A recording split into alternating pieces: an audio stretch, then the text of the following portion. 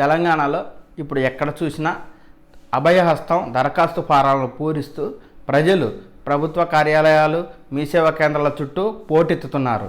కాగా ఈ పథకాలకు అర్హత సాధించాలి అంటే రేషన్ కార్డుదారులై ఉండాలని ప్రభుత్వం ప్రకటించిన విషయం తెలిసిందే. రేషన్ కార్డు లేని వారికి ఈ 6 గ్యారెంటీ పథకాలు అందవు.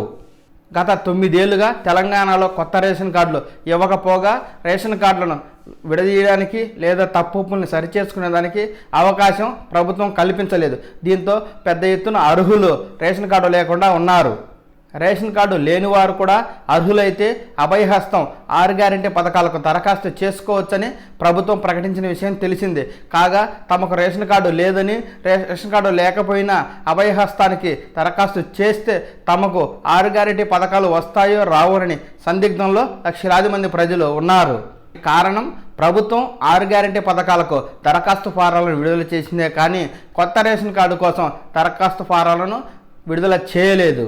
దీంతో కొత్త రేషన్ కార్డులు తమకు రావేమో, ఇప్పుడప్పుడే ఆలస్యం అవుతుందేమోనని అనేక మంది ఎదురు చూస్తూ ఉన్నవారు నిరాశకు లోనవుతున్నారు.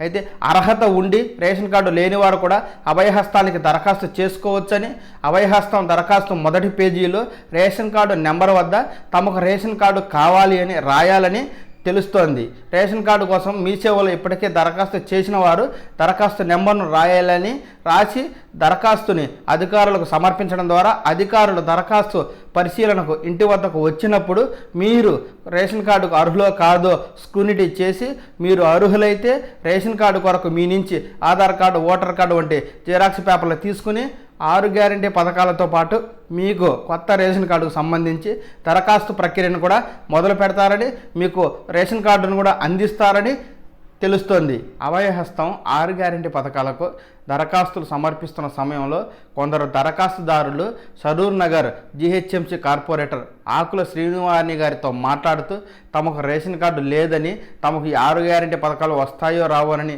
ఆందోళన వెలిబుచ్చగా ఆమె రేషన్ కార్డు లేదని ఆందోళన చెందవద్దని, రేషన్ కార్డు లేకపోయినా అర్హులకి 6 గ్యారెంటీ పథకాలు వస్తాయని, మీకు కొత్తగా రేషన్ కార్డు కావాలంటే ఈ అభయహస్తం పథకం దరఖాస్తు ఫారంలో రేషన్ కార్డు నెంబర్ దగ్గర కొత్త రేషన్ కార్డు కావాలి అని రాయాలని, ఇప్పటికే రేషన్ కార్డు కోసం మీ సేవలో దరఖాస్తు చేసిన వారు దరఖాస్తు నెంబర్ని రేషన్ కార్డు నెంబర్ కాలంలో రాయాలని, తర్వాత అధికారులకు ఇవ్వాలని తెలియజేశారు.